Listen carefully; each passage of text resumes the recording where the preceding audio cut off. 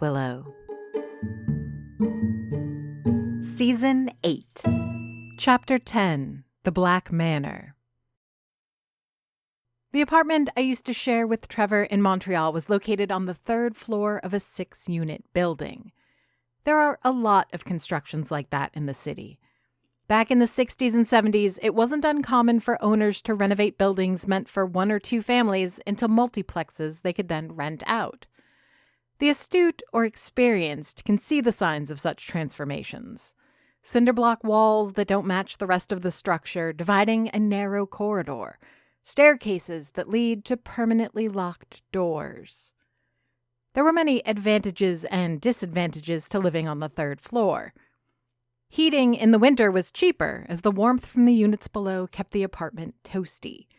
The view from the balcony was gorgeous, offering sights of church steeples and even the not-so-distant Olympic Stadium. On the other hand, summers were blistering, and when there was wind, it'd whip and whistle, rattling the windows. Or, in a cheap construction like ours, occasionally blow the balcony door open. No matter if I locked the damn thing or even put a chair in front, the wind would find a way to push through. Sometimes by only a crack, other times by swinging the whole thing in on its hinges. That's often the image that comes up when I think of Willow.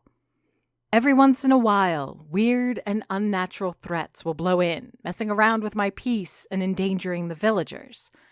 When that happens, I'll strain and push and do my best to put a stop to it and block it out as best I can.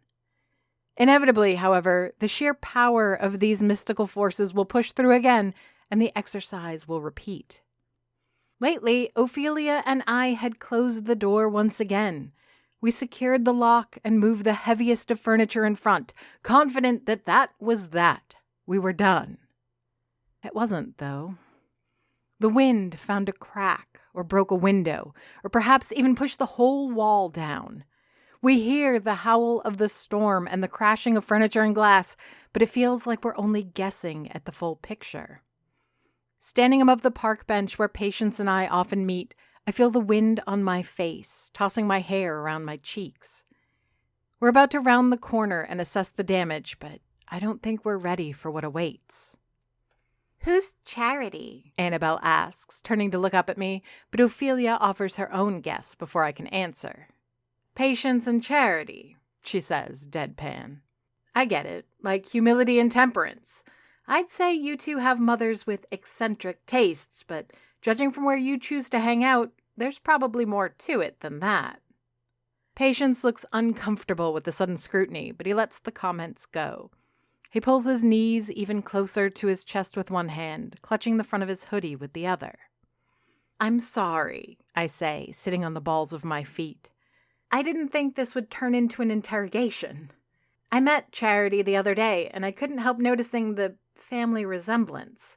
I just thought you might know how to find him." At my words, Patience seems to relax a little. He sets his feet back on the ground, then leans over his knees to pull himself up. Rarely have I seen Patience standing, or outside this park. Like the other strange denizens who fill the night, he appears confined to the grass paths and benches. He stretches like a man who hasn't stood up in years, cracking his spine like black pepper in a grinder. A gust of wind cuts through the park, sending a shiver up Patience's back. He rubs his elbows before pulling the hood over his head. "I'm afraid I can't help you," he explains, taking a step on the gravel path, motioning us to follow. "You're right, though. The names, the so-called mysterious attitude, it does make us two of a kind. But Charity is a bit of an oddball. I think you're all familiar with the concept of being the black sheep in the family? Well, that's Charity. We zig, he zags. We lean in favor of self-preservation, he leaps towards self-sacrifice. In many ways, he's a better virtue than I am." Annabelle, Ophelia, and I look at each other, recognizing the truth in Patience's words. Each, in our own way, and to various extent, break from the norm of our respective families.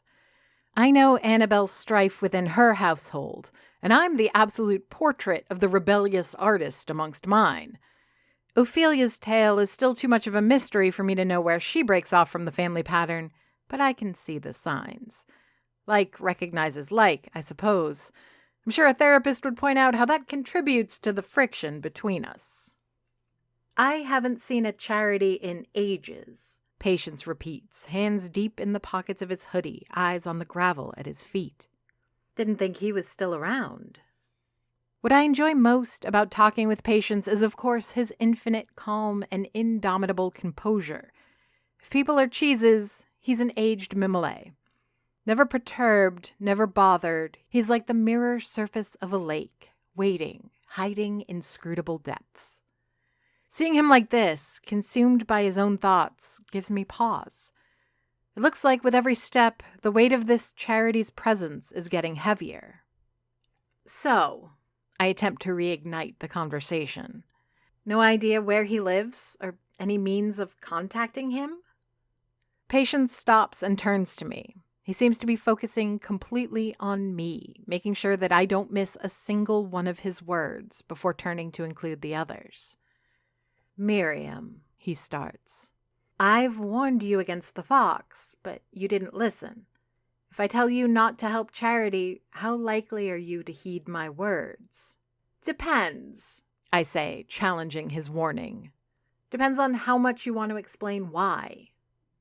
He looks back over his shoulder between Annabelle and Ophelia towards the middle of the park. There I once saw a vision of an aquilo tree, and I've no doubt there's more than symbolic meaning to the stump left there by the village. Did Charity mention wanting to meet a friend to you? I nod, and even with his head turned away, Patience still seems to notice. We've talked about demons, he muses, as if we were suddenly alone. Haven't we? And how your family, no matter how wonderful, has a tendency to flirt with the threat they pose. Well, no matter how much you do-fours enjoy warming your hands by that bonfire, Charity leaps headfirst into it. Sure, you'll go out of your way to help. You'll bake the cupcakes and offer the succor you can. And that's so very generous of you, especially considering what those poor beasts endure. But Charity will gladly die for the demons, for anyone, if they could, and will when possible. It makes them dangerous to be around. His explanation brought to an end, Patience tightens the string of his hood before resuming his walk. I never thought I would feel resentment towards Patience. After all, he is the embodiment of calm and empathy. However, the way he describes what Doris and I did for the hunger demon as baking the cupcakes diminishes the meaning and the effort. And I can think of one demon I'd put my life on the line for. Maybe it's not the immediate sacrifice implied, but I can put myself in Charity's shoes for a few steps, I think. Looking back at my companions, I could read frustration in both of their faces, though I can also guess the roots are planted in different soil. To Annabelle, this whole side trip should have been far more useful. Behind the aggravation is a healthy dose of worry that has only grown as the evening moved on. Ophelia is a little more difficult to read.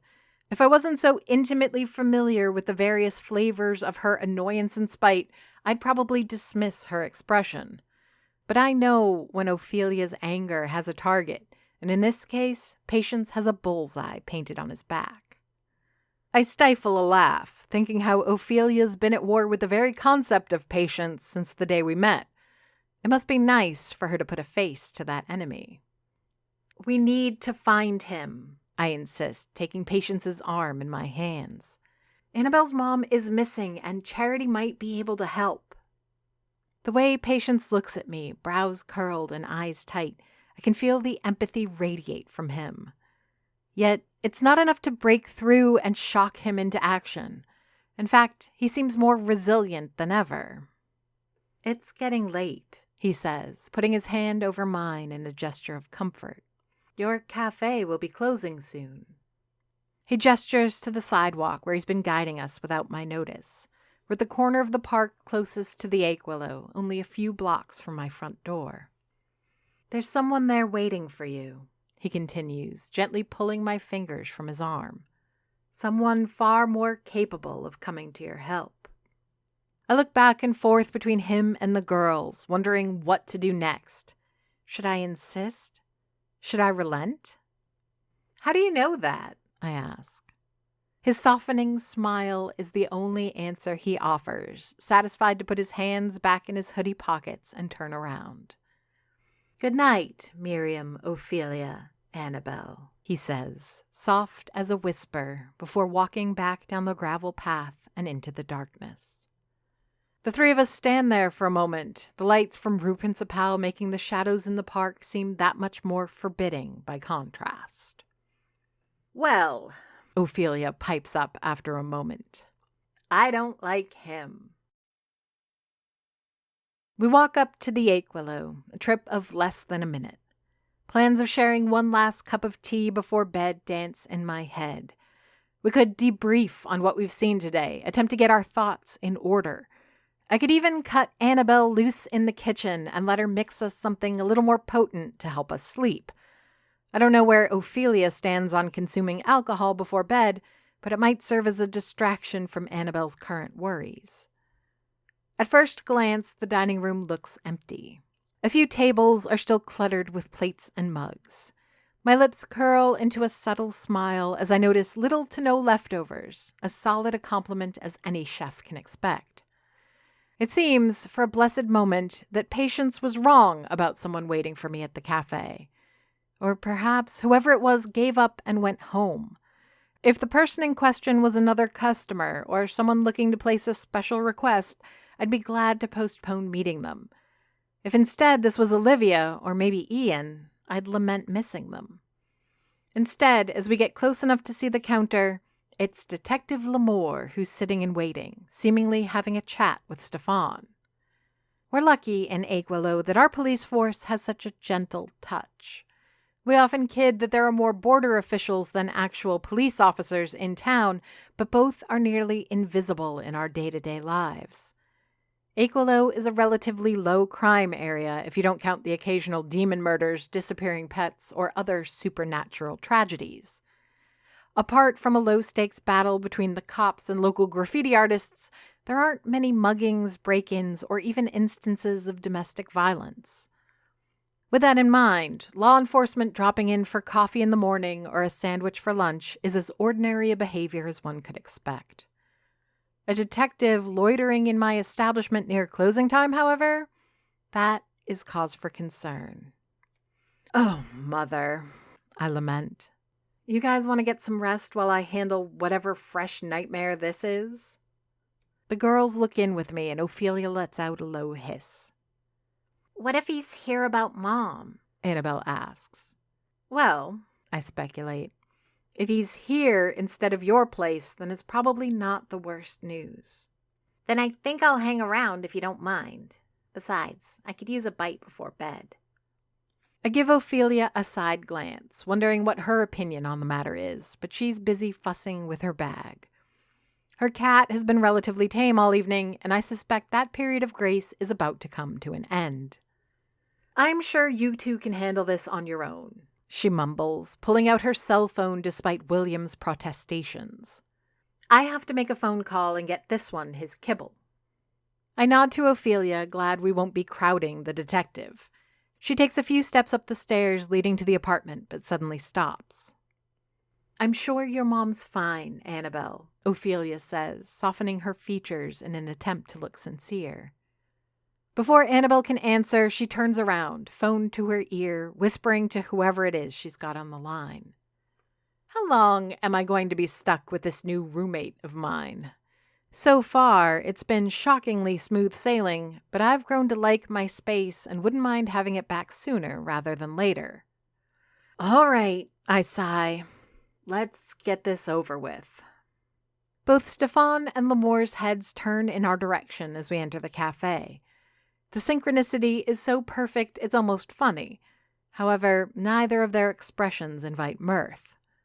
The chimes sound loud in the comparative silence, and a quick look at the clock reminds me that we're 2 minutes past closing time. Detective Lamore, I greet him with as much warmth as possible, as if that were a ward against whatever bad news his presence heralds. Late night? Oh. He smiles, his usual tired smile. They're all going to be late nights for a few days, I'm afraid.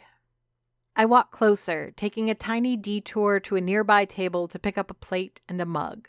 From the crumbs, I can tell someone gobbled up one of my feta and chickpea wraps. I can't blame them.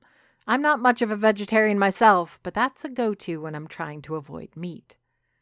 Either taking a cue from me or out of his own initiative, Stefan decides that this is the perfect time to start clearing tables and picking up chairs. I'm sure this situation is becoming too social for him anyway.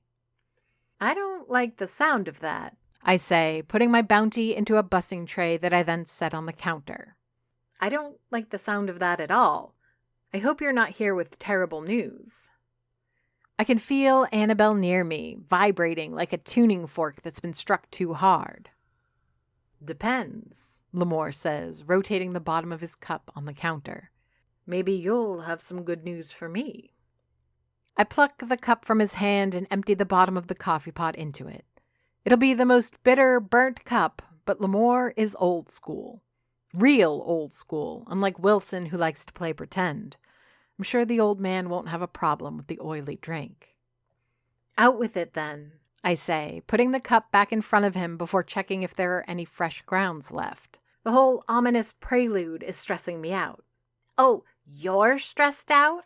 Annabelle cuts in. Please, Mr. Lamore, tell me this isn't about Mom. The way she pleads, as if any of this were in the detective's power, leads me to think I might have underestimated my friend's distress. Then again, who knows what terrible scenarios she's been dreaming up all day about her mother's fate? Bad ideas have a way of fermenting when stirred too long in an otherwise unoccupied mind. Lamore adjusts his cardigan and motions for Annabelle to sit. From my point of view, none of this is comforting, but she obeys without question, tossing me a sideways glance in the process. Take a moment to start the electric kettle. I have a feeling we'll need it. Actually, Lamore says, pulling out his spiral notebook and cheap pen. I was hoping you could perhaps answer a few questions for me, both of you. He licks the tip of his pen, his way of saying he's ready to listen to whatever we have to say, but I have a few questions of my own first. Did something happen to Mayor Lagacé? I ask, just as Stefan is taking his first load of dishes back to the kitchen. That's what I'm trying to decide, he answers. The mayor hasn't been at work today and hasn't left a note to anyone at City Hall. Mayor Byrne even went to her house and there was no answer. I had an officer do a welfare check and again, nothing. Normally, I'd perhaps let another day go by before springing into action, but this is Veronique Lagacé. I don't need to tell you how unusual it is for her to go missing. Especially from the office, Annabelle adds, allowing a dash of bitterness into her quip. This doesn't go unnoticed by Lamore, who raises a bushy gray eyebrow, but without further comment. Right, he continues. And for all intents and purposes, she's my boss, or my boss's boss, so I have a vested interest in knowing her whereabouts.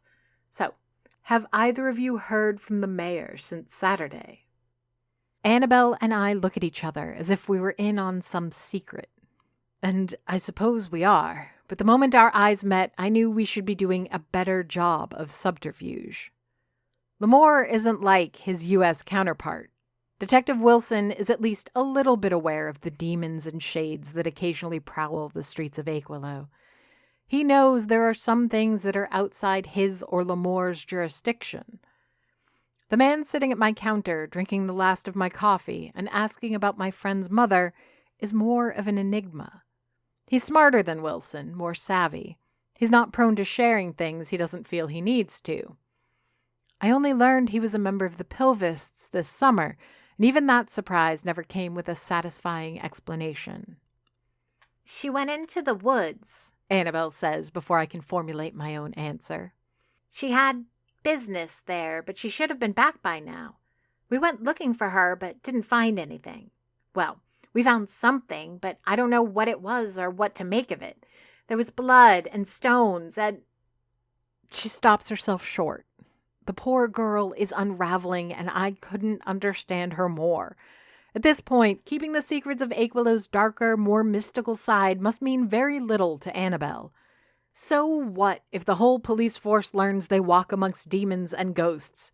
Most of them probably already know, or at the very least suspect as much.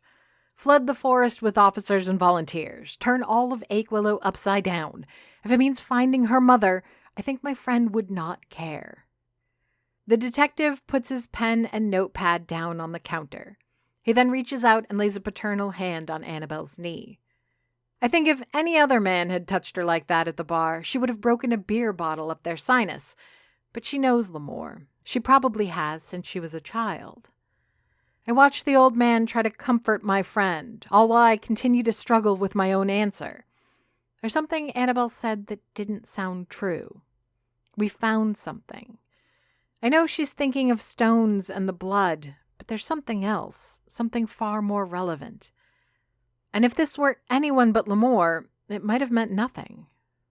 "Annabelle," I say, reaching out to shake her shoulder. "Show the detective the paper we found." You know what I need? A sun cult. I need a group of people who worship at noon, or sometime after that.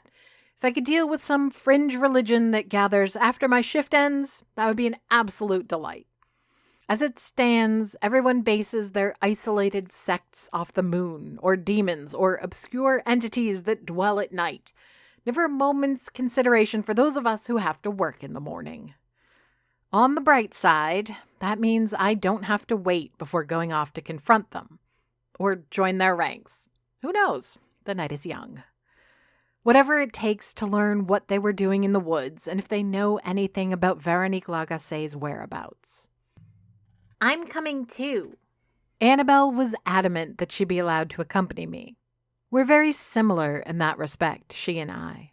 We both prefer to be part of the action, on the front lines of the mystery rather than waiting for events to reach us. We have the same level of confidence when faced with such adversity, though not from the same roots. I tend to fall back on my experience and the inevitable conclusion that no one will take care of things unless I do.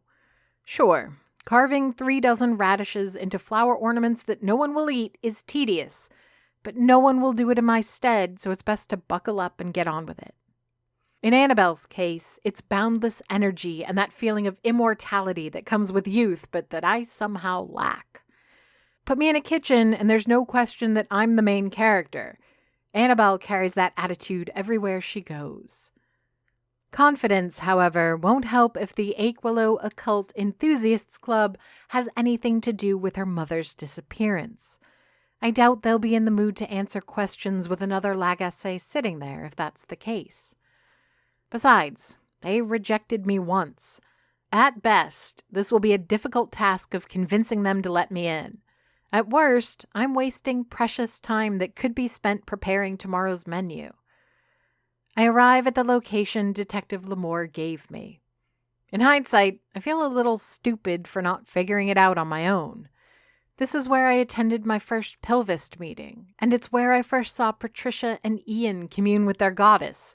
It's where Petunia perished before being reborn in the forest. I wonder, as I walk up to the porch of the old Gothic mansion, if the club wanders between places of haunted repute for their meetings, exploring every strange locale Aquillow has to offer. If that's the case, where will they pop up next? Perhaps Julia Remington can host a little soiree, or maybe they'll hang out behind the cafe with the raccoons one night. Faint light shines from the tall windows that line the side of the house, where the dining room is located, if memory serves. In the dark, contrasted against the black walls of the aging building, it looks like the embers of hell itself glow from within. Not exactly the most inviting atmosphere, but curiosity asks and necessity demands. My fingers wrap around the massive brass knocker, and I make my presence known. There's a flicker in the light, and a shadow dances behind the curtains for a second. Takes a while, but eventually the heavy bolt on the door clicks and the hinges whine. Jessica Campbell looks at me through the crack in the door, first surprised, then uncertain. Biting on her lower lip and frowning, she seems to juggle her options, unsure if letting me in is even in the cards. "We're full," she finally decides, trying to pull the door closed. This time, I'm not having it. "Come on, Jessica," I plead, putting my foot through the threshold like a door-to-door salesman with a quota. "There's plenty of room. Don't tell me I can't fit in a corner somewhere. Besides, you know I've got stories." I try to keep my tone pleasant and playful, acting the part of an occult enthusiast eager to get in with the cool crowd. Uncertainty melts into pained capitulation. She relents, but judging by her sigh and sluggish opening of the door, I'm willing to bet she's not glad for my presence, cool stories or not. Lamore warned me. This isn't the hippie fan club, his words, not mine, the Pilvists used to be. Those gathered here tonight do not worship a fluffy cloud imprisoning a bountiful goddess. While they don't seem to be up to anything outside the law, there's also something darker at play. The demons in attendance Charity mentioned are of an insidious breed, and if they're the same individuals I've run across in the past, they might have a grudge to settle. "Fine," Jessica capitulates, stepping away from the door. "But please, try to keep an open mind, Miss Dufour." Walking down the lush hall towards the dining room, I listen to the many voices of the attendees. For sure, this isn't the quiet and reserved assembly I witnessed this summer. And these are not the Pilvists and their quaint little beliefs. For starters, there are many more members of the Aquilo Occult Enthusiast Club than there ever were of the Cloud Worshippers. There's also a different atmosphere. If the Pilvists gave off the aroma of herbal tea served in a verdant garden, this group smells of beers and martinis after office hours. This is how I imagine those 5 à 7 people go to for networking feel like. Everyone in attendance is wearing smart, casual clothing, pressed pants, short-sleeve shirts, whatever their good shoes are. The women all wear an unusual amount of jewelry while the men stand around sucking in their guts. I watch friends and customers alike as they socialize. There's a dreamlike quality to how they interact, as if they were a funhouse version of themselves, a little cleaner, a little more self-aware, and a little more walled off. For the first time since coming to Aquilo, I see Michael the painter without a trace of paint on his clothes. The bright white golf shirt he's wearing might as well be fresh from the rack. It's so clean that it stands as a complete rejection of his typical identity. I overhear him talking about selling one of his paintings for well over $600, his words tainted with the unmistakable stain of braggadocio. Christine LeMay, another client, makes sure to run her fingers through her freshly coiffed blonde hair as I pass by. In doing so, she gives me a good look at the sparkling diamond earrings that hang heavy from her lobes. I try to look for Ian in this peacock show, but find only other vaguely familiar faces wearing masks of behavior outside their character. There are strangers in our midst, too. A very tall and serious-looking man walks amongst the assembled. He wears a full business suit, charcoal in color, with a pinstriped white shirt and matching tie. His hair is slicked back the way stockbrokers and hedge fund managers do in movies, and his features have the plastic quality of an oversized action figure. He looks so very businesslike, but upon closer inspection, I can see the dirt on the hem of his jacket and a small tear at the corner of his pockets. He gravitates between groups like a specter, attendants digging into their pockets, pulling out a few bills as the stranger pours whispers into their ears. Watching him, I find myself assailed with fresh doubts about my own practices. The price I pay for Olivia's apples suddenly feels too high. I remember how easy it would be to get produce and ingredients from Montreal instead of the various small farms and suppliers in the area. Or perhaps I can offset the extra costs by increasing my prices. After all, it's been 3 years and nothing on the menu has budged. Meanwhile, the cost of living is increasing and I shake the thoughts out of my head as if they were a swarm of insects clouding my vision. When I look up again, my mind is clear, and the strange man is nowhere to be seen. I walk around looking for him. I notice there's a small bar with a few drinks. Bottom shelf alcohol and tap water in pitchers with glasses so people can serve themselves. There are a few snacks, mostly store-bought canapes and pre-cut cheeses on store-brand crackers. It looks far fancier than it is, but it's all for show. Still, I feel insulted that they went this route instead of calling on my services again. Were my pastries and coffee not good enough? Don't they realize that my catering is second to none in the area and that no self-respecting cult would ever lower themselves to anything less than the very best? I cut myself off. He's here. Pride. Like a wave of pure awe, he enters the room, plunging the assembly into a hush. Perfect features smile at the attendees, every gleaming tooth a gift for those present. Cheekbones that could cut glass and skin that's never seen a blemish are the building blocks of his face. His hair is the exact tipping point between messy and combed. It's just blonde enough to be striking, but without looking artificial. It has volume and it has bounce, every short curl dancing with the slow, careful steps of the owner. I don't know the first thing about haute couture, but I would bet my bones that the pristine ivory suit is from some designer. His watch catches the light of the chandelier, becoming its own constellation of golden sparkles. Polished shoes click with every step on the hardwood floor, making sure to capture any attention that would stray from this man's glory. With every look bestowed upon him, the man's smile grows larger, and I could swear that I can see tears welling up in his eyes. His smile becomes strained and loses its earnestness. Pride is drinking it all in, the admiration, the attention. Yet it does not satisfy. Finally, I see her. She watches over the boastful display as a mother might a favored child. Her own smile is beatific and soft. She seems out of place, devoid of jewelry and adorned with little more than a purple dress and matching shawl. She's attended by the strange man who helps her walk towards a set of chairs to find a seat. Phyllis Baker. Aquilo is written by J.F. Dubow and narrated and produced by me, Amy Frost. If you enjoyed this podcast and would like to hear more, please rate and review us on Apple Podcasts or your preferred podcast platform. Want to support the show? Buy us a coffee. Go to ko-fi.com/Aquilo to donate. Aquilo has a Patreon. Visit patreon.com/Aquilo for details. Follow us on Facebook, Blue Sky, and Instagram under the username Aquilo.